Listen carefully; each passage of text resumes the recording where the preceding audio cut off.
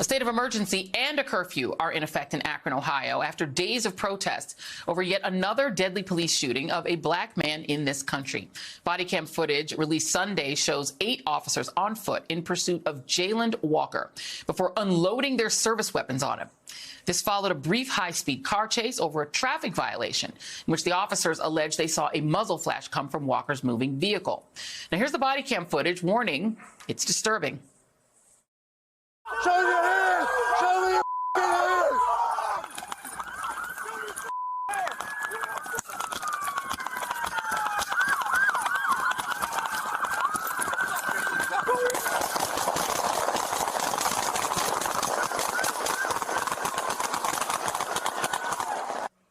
An attorney for the Walker family says officers fired 90 times, and authorities say he suffered 60 wounds. That is 60 wounds. Those officers involved have been placed on administrative leave, according to department policy.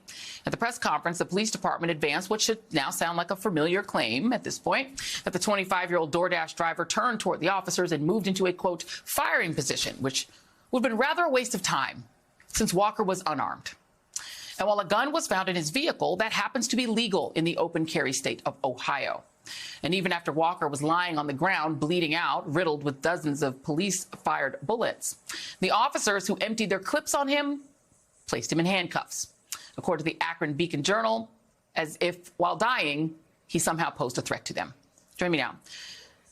Jalada Aslam, president of the Youngstown Warren Black Caucus and former Detroit Police Chief Ralph Godbee. Thank you both for being here. Where to begin? Ms. Aslam, let's talk about how the community is dealing with this nightmare.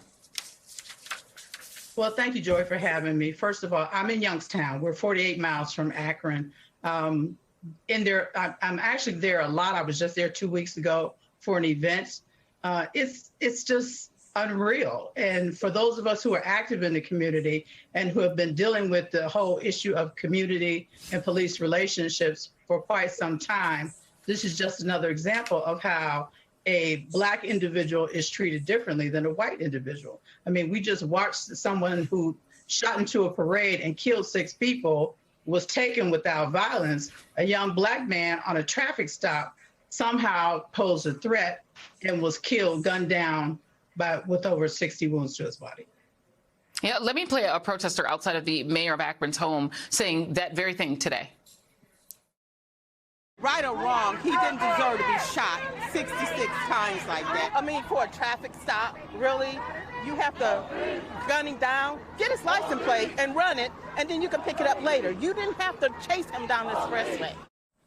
Ralph Godbee, former Chief Godbee, this is something that must be explained because it makes no sense to anyone that I can think of why you would need 8 officers to pursue someone for a traffic stop. Even if they thought they saw a muzzle go off in the car, you're following the car, which means you know the license plate number.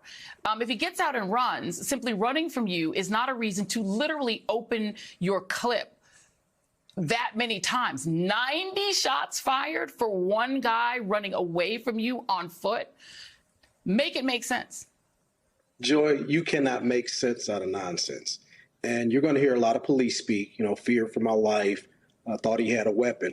But the actual facts don't support the narrative. And it's amazing that the people that write the narrative are the living officers, and the dead assailants or suspects, citizens that are African-American, they don't get a chance to speak their reality. It is just unfathomable to have 90 shots fired. We're talking about 60 that took effect, because legally those officers have to account for every single round and the intent with that round that comes out of those guns. So you've got to account for 90 shots, number one. Second, and I think most importantly, 8 officers fired, but 5 officers didn't. And I'm always interested to know why the 5 didn't, because 7 of the 8 officers that fired their guns, if reports are correct, they had less than 4 years on the job. We can't afford to have adrenaline junkies with guns that go on police chases for a broken tail light, and it ends in the death of a citizen. The death penalty is not what's prescribed for a traffic violation. And it's nonsense, Joy, and there has to be some type of national intervention, because you keep seeing this same scenario over and over again. To do the same thing the same way, expecting a different result, is insanity. And police leadership has to stand up with this as well. And we have to be held accountable because you just can't make sense out of this. And to stay with you for just a moment, Chief Godbee, the thing that brings the Uvalde case and the Akron case together is that in both instances, you saw police acting for the same stated reason, that they feared for their lives. The police said they wouldn't go in Uvalde because, well, hey, that guy had a gun. We could have gotten shot. I mean, one of the honest police officers just came out and said that on TV. And in this case, they're saying, well, you know, they freeze the thing and they say, well, he made a furtive movement. He seemed to be bending. We feared for our lives. There was no threat to the community in the case of Jayland Walker. He didn't threaten anybody but them. And in the case of Uvalde, they said, well, you know, we're not going to go in there with those kids because we could get shot. Can you explain why it is that police are allowed to prioritize, how are police allowed to prioritize their own lives over the lives of the public? Well, we've made the articulation for a justifiable shooting so tilted heavily in favor of the officers. And Joy, there's another point that we cannot ignore. And your guest said it very articulately. The white assailant that killed 7 people, injured another 30 with a semi-automatic rifle, he's taken into custody without incident. The black person who did not have the weapon on him is killed, and he did not cause the level of harm or any harm that is known to the community than that other shooter did. So you've got to look at race. That's the only differentiating factor, is the race of the two people. And this is important because the FBI articulated that there's an infiltration of white supremacists in law enforcement. The majority of law enforcement officers in this country are white males. There has to be a purging, and it has to start at the national level. We cannot just continue to say it's the officer's fault. It's the system's fault. And if we don't fix the system, we're going to keep getting the same results over and over again. Race absolutely matters in these cases.